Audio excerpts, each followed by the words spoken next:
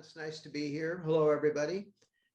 Child of Light is indeed my new book. It's the first new book since, it's the first new book of any length since the Shannon series concluded. So it's a big jump, but I have high expectations for it. I'm going to read to you next from the first chapter, which has been pared back somewhat so it doesn't go on too long. And I'm going to already apologize for my inability to enunciate properly and know when to pause all the time, because I've been suffering a little bit of a problem physically, so I have to work a little harder at getting my words across and getting my thoughts clear. So this is from chapter 1 of Child of Light.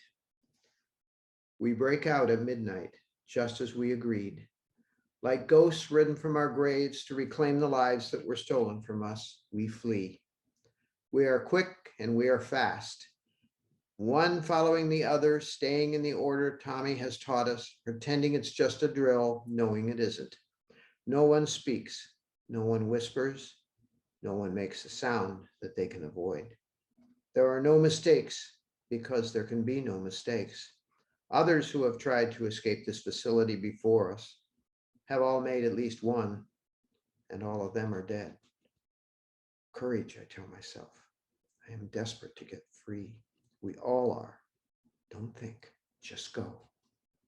There are 15 of us, too many for what we are attempting.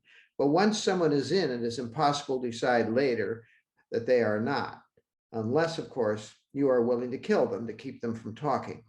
I could never do that. None of us could. We're just kids, ordinary kids in other circumstances, something else now. But still just kids, not killers. Not yet, anyway. None of us has killed anyone except maybe Jojo. He says he has, but we can't be sure about what he has or hasn't done. He's big on talk. But you can usually tell when someone is padding the truth, making it appear to be something it isn't. We all thought that was what he was doing. But still, we wonder. Our fates as prisoners are fixed. From the moment we arrive, all of us must work to maintain or repair the prison and grounds or be eaten. The disabled, weak, and injured kids are dispatched early. Those who remain healthy, able-bodied, are allowed to grow up until they are deemed adults, and then they are sent to the reproductive pens, the work farms, and the factories. Unless, as sometimes happens, overpopulation in the prison requires a culling. Then the healthy are eaten too. Our numbers are never allowed to fluctuate far. If too many die, new kids take their place. Where do the goblins find them? Where did they find any of us? How are we chosen? No one knows. I don't know what I am doing here, and this seems to be true for all of the others as well. I am 19 years of age, as best as I can tell, but the goblins don't know it. I look very young for my age. Luck of the draw. Because in another year, maybe less, they'll quit caring how I look. They will send me to the pens anyway. I will already have made myself a promise. I won't make them babies. I will die first. The 15 of us trying to break free have agreed about what is going to happen. There are only two real possibilities. All of us will get out, or none of us will. If it is the latter, there is no point in wondering about your future. If it's the former, we will be hunted like animals because, like I say, that's how it is with the goblins. We go out of a cell block in two groups, one of 7, one of 8, using picklocks.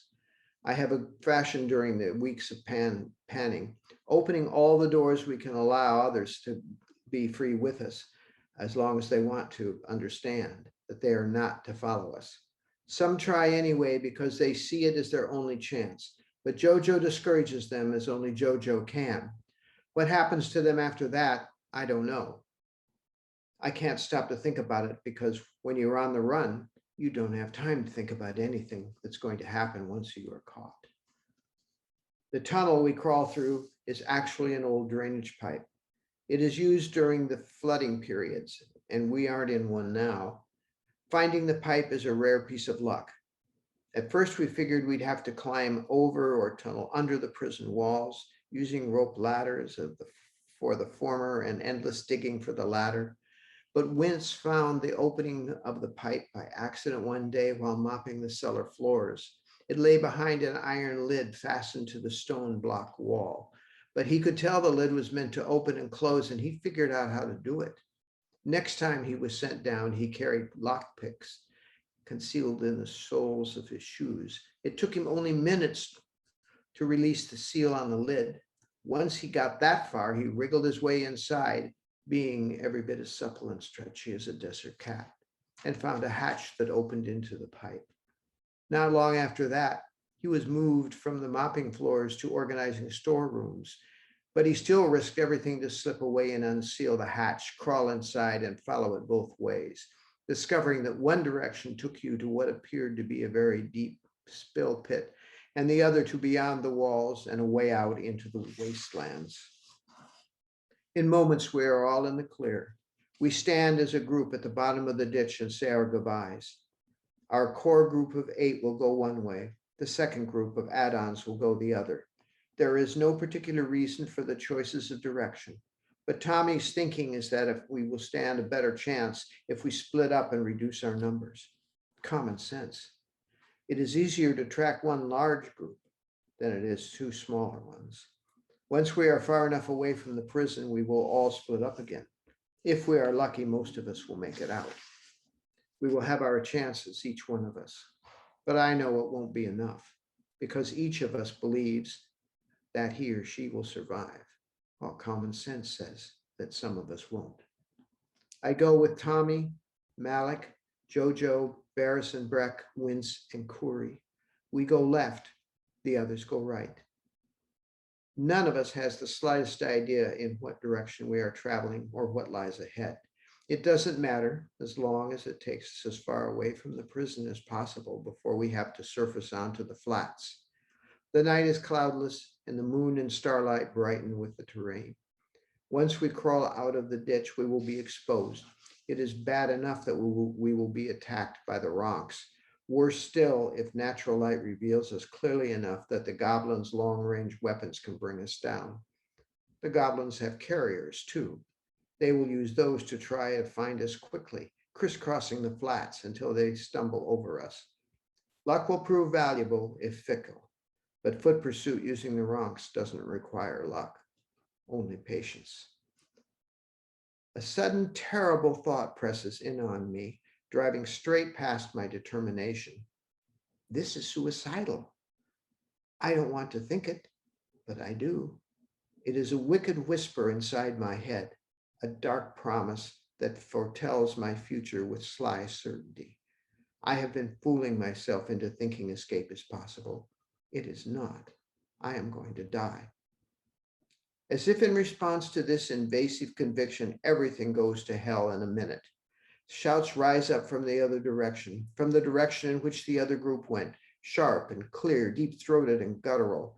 Goblins. Screams follow when weapons fire reverberates. Spitfires, the name given to the long-barrel automatic weapons used by the goblins, spewing projectiles in sustained or single bursts.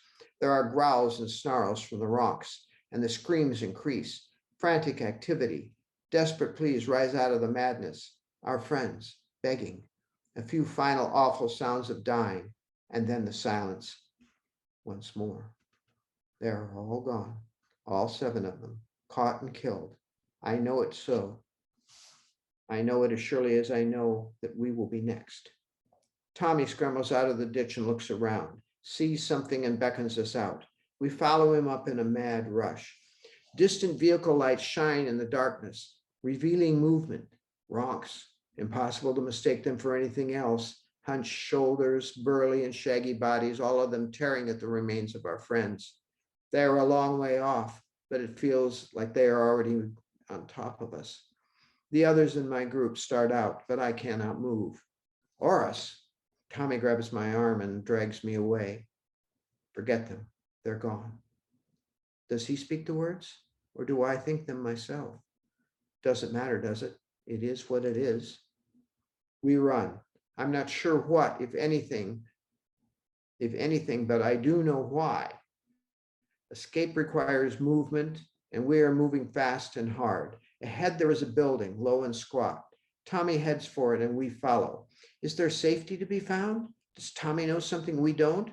Does he know this building was here and the why, and that is why he insists on running toward it? Tommy, the survivalist, trying to keep us alive. I have to believe that.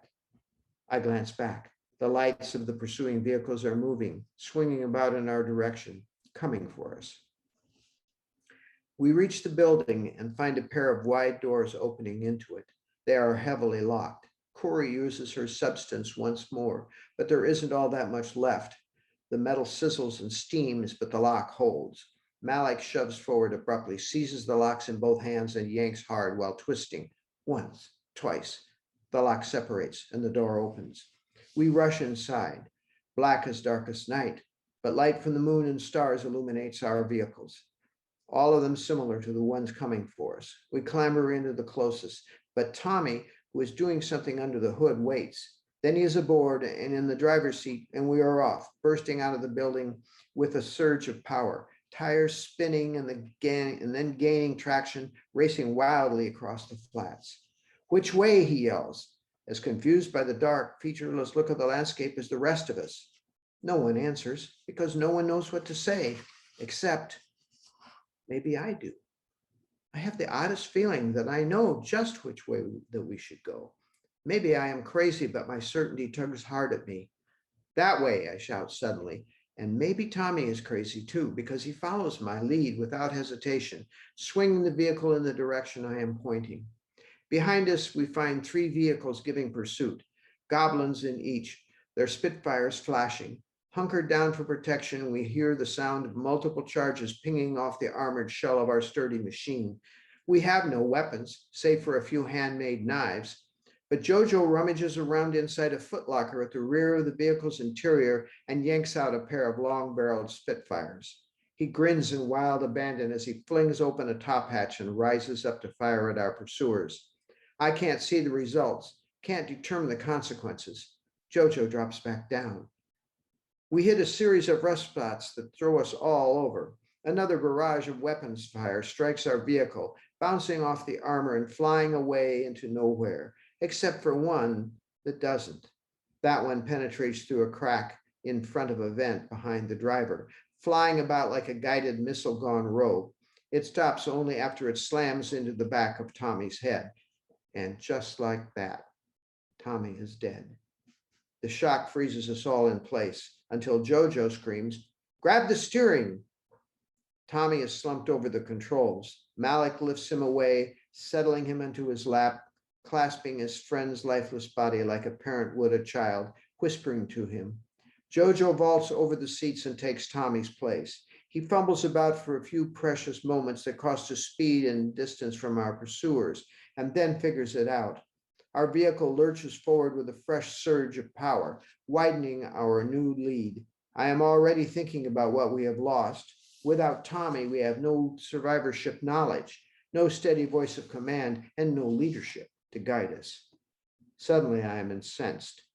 As fate for depriving us of so pointlessly, at the goblins for being the animals they are, and at life in general for this quixotic nature, and mostly at myself for just sitting there. I snatch up the Spitfire that Jojo has abandoned and poke my head through the hatch. My hair flies out in a dark stream as I sight down the barrel and fire in sharp bursts. Whatever sort of ammunition we are using, it is deadly. The Spitfire's charges streak in fiery lines to their target. The front windshield of the closest pursuer and the driver's head explodes. The vehicle veers away, rumbles end over end, and bursts into flames. 1 down, 2 to go. I am newly confident now, emboldened, the bloodlust rushing through me red hot as I take aim at the tires of the second goblin vehicle, thinking to take it out as well. How did I learn to shoot like this?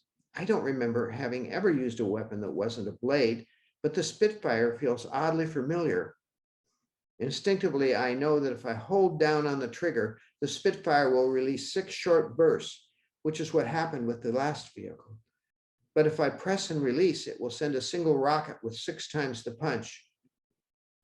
I test my instincts by taking aim at the tires and pressing once on the trigger. A rocket streaks out, but the tires hold. I try again, still nothing. Bullets fly all around me and I duck down. The tires are tougher. I will have to go to a different attack. No one tries to take my place at the top hatch. All of them are cheering me on, surprised and grateful that I know how to use the weapon.